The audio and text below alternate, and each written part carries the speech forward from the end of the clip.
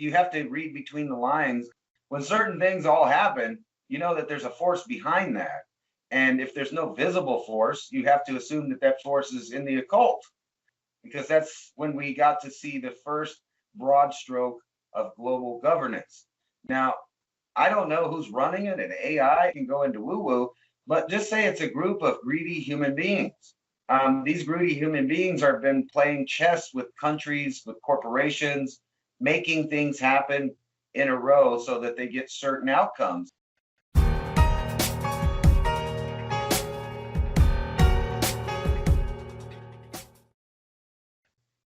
Because it's been business as usual, status quo for the last 200 years. Not even question the institutional, step-by-step, old banks, old institutions, old stock markets, old companies, valuations moving your way, whatever it was rock solid for 200 years. And then just 2 or 3 years ago, we decided to throw it all away and change of society. Everybody sees it happening, but they're just questioning why it's happening. Well, the entire thing's about to dissolve anyway based on solar cycles. So who or what knew these solar cycles were coming to extract all these minerals at the cost to the Earth? Because the Earth's going to shift and reform itself anyway during this time. So it didn't matter what we did to the planet. It's all going to reform itself anyway. The enormous amount of volcanic eruptions, land subsidence, landslides, all these things are going to change. It wouldn't even matter. We can't even dent the Earth. And the cataclysms, I mean, we were like an ant on the windshield.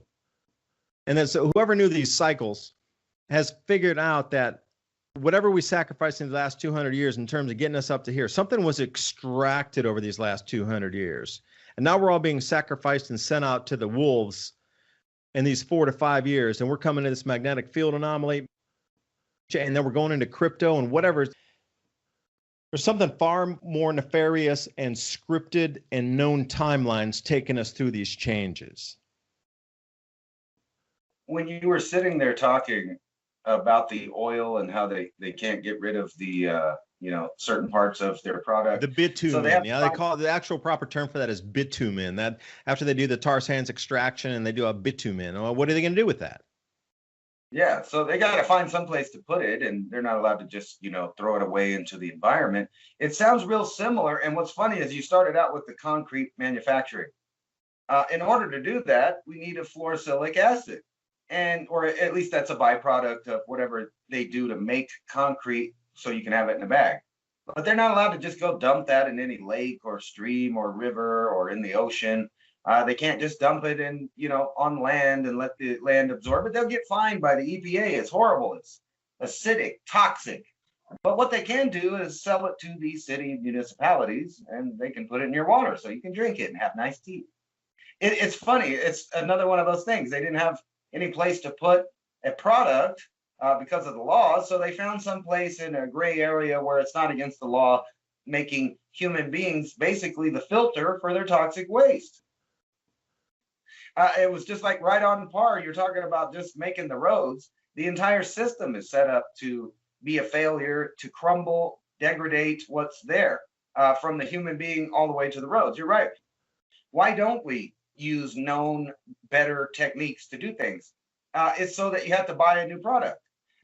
It's just like if you were to buy an iPad when they first came out, you would know now that even if you kept it in pristine condition and it was brand new and mint condition, it wouldn't be able to be used for anything because they obsoleted it by changing all the operating systems, the protocols, etc., where your device doesn't do anything. And from what I've been reading into the auto manufacturing, this is also going in the same path, where the cars will now be AI. They won't let you drive. Not only that, it'll become obsolete in a few years, so you'll have to buy another one. And if you are a rich person, you might be able to afford the special licensing and insurance it would take to drive a gas-powered car down these oil roads. And I'm sure they're still going to use oil to make on the roads, even though your AI car may slam into a semi while you're watching Harry Potter in the back seat. One word for you, naphtha. Any of you who have a natural gas well on your property, you're going to get that condensation, or that what they call condensate, coming off where the pipes are connecting because it's too cold. Because when you're pulling the gas out of the ground, obviously you're going to get that like we do everywhere.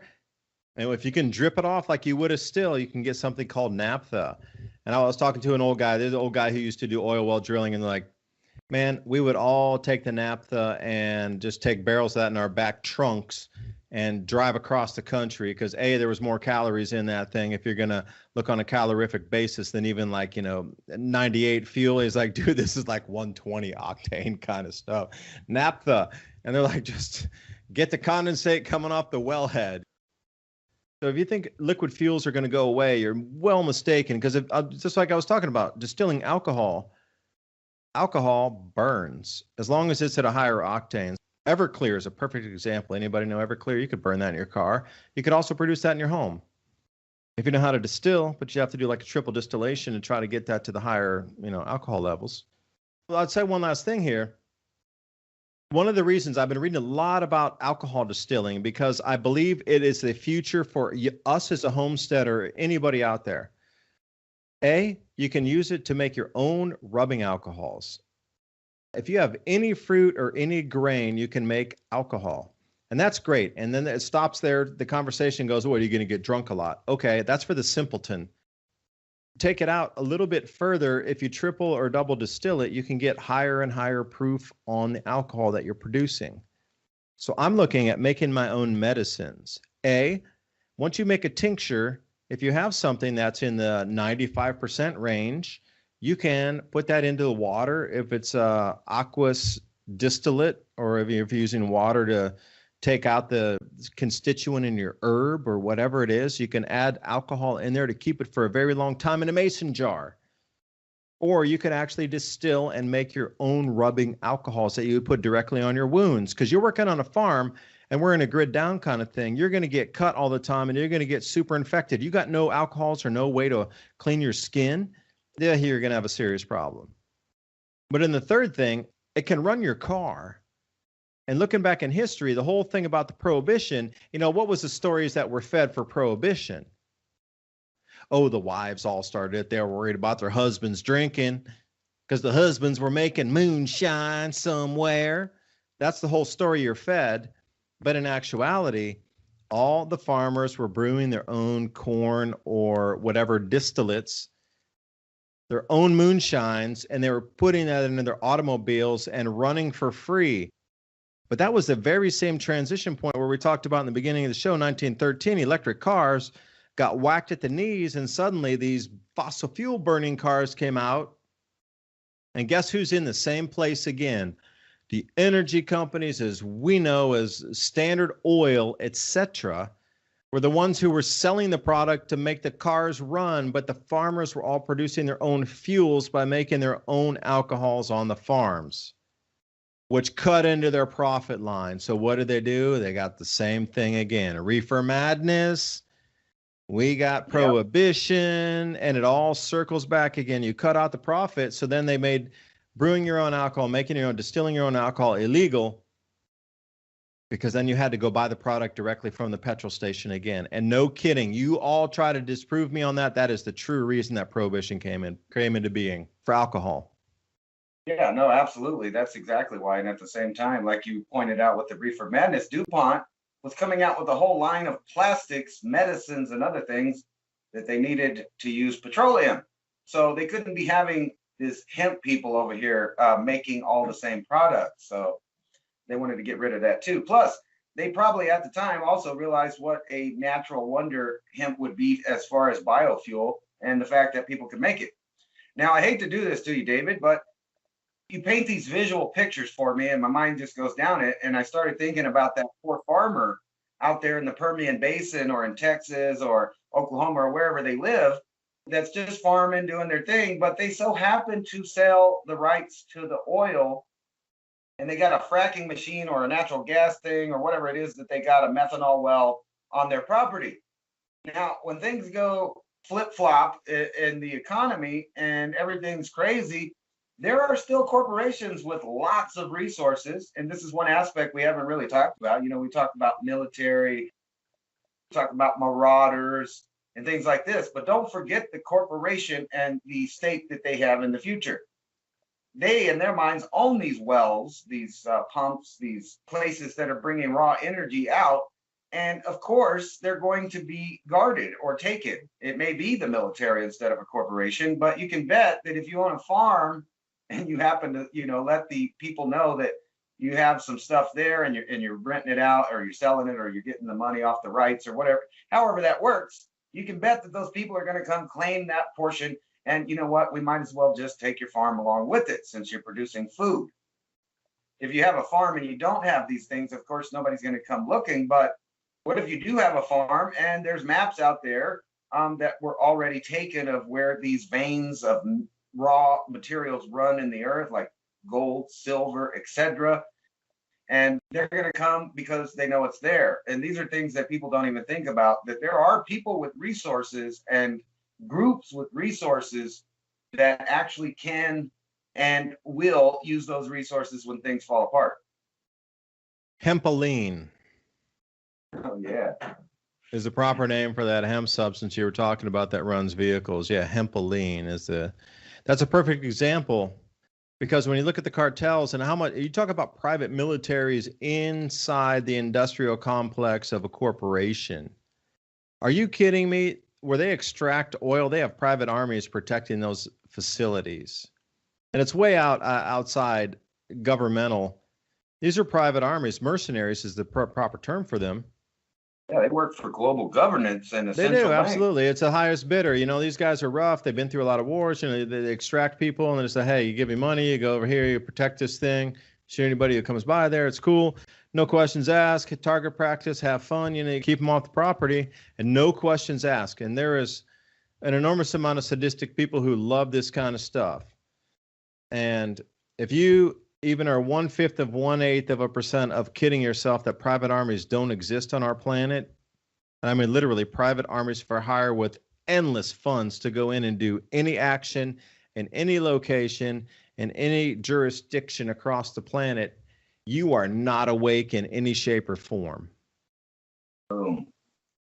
That's absolutely right. And that's exactly what I was talking about. Blackwater companies and groups you probably never even heard of. Some of them are off books. Some of them are shell companies. But you're right. The amount of private armies, that's kind of what I'm talking about. It wouldn't be even just one government. There's these governmental forces all across the planet. And I'm going to say most of which the common person doesn't even know about or has never seen or heard about. It's like at the top, past the echelon that we know about, into more of the pyramid that you'll never get to see. The evidence of it not being there is evidence of it being there. And I think that's what we need to concentrate on when we're kind of looking for trends and things and the way things are going, is finding out known information from the past. But not just that, you have to read between the lines. When certain things all happen, you know that there's a force behind that. And if there's no visible force, you have to assume that that force is in the occult. And I kind of joked about 2020 would be the year that the occult came out in the open. And kind of they did, because that's when we got to see the first broad stroke of global governance. Now, I don't know who's running it, and AI can go into woo-woo, but just say it's a group of greedy human beings. These greedy human beings have been playing chess with countries, with corporations, making things happen in a row so that they get certain outcomes. And you know that these people believe certain weird things by what they put out into the world. So if you know what's kind of in the occult realm, and then you compare that to current events, you kind of see a shadowy plan unfolding. I don't think it's woo-woo. I think it's right there in your face, and that we're still arguing smaller points as far as a people coming to the realities that we don't want to face. And I think this last push may have gone a little prematurely and woken too many people up. And that may be why it kind of seems haphazard. But even that probably was planned. You look at it, and at the power elite at the top, you're like, yeah, look at all these sheep. We can do what we want with them. Nobody's going to question anything. So you actually see that in real time happening right now. Your one point brought me back to that movie, John Wick. The whole premise I got out of that movie was what you talked about, that invisible layer of the way it really works at that echelons of private bodyguards and the hired assassins and everything that goes along with people trying to take out families, people to try to take out business alliances, people to try to take out business interests that stand in their way for the next move on the chessboard, all bought and paid for by those secret armies, and then those others behind, those protective secret protectors or whatever you would call them, that people are hiring all these private mercenaries and bodyguards to protect each other in the money realms of such opulence that we would consider like Greek gods and echelons in the Parthenon kind of opulence that goes on just on a daily level, that we is so far like 5,000x above us in terms of money. Not 50x. That's way too under. 500x, you're getting close. But you look at that John Wick things where these guys are all in castles and going around. I think there was a lot of truth to that movie. I do too, especially their payment method. And you notice that payment methods, right? I've seen that in so many shows over the years, that the true payment method is always some kind of gold or silver coins. And they're always printed in these movies in a way that, like you've never seen that. You might have seen a bar of gold, but you've never seen that coin. Those coins were taken all over the world. And, another weird thing about that movie that you pointed out, John Wick, you notice that they have the blood oaths in there for contracts and stuff like that, and favors that you have to abide by because you're part of that system and have to play by their rules.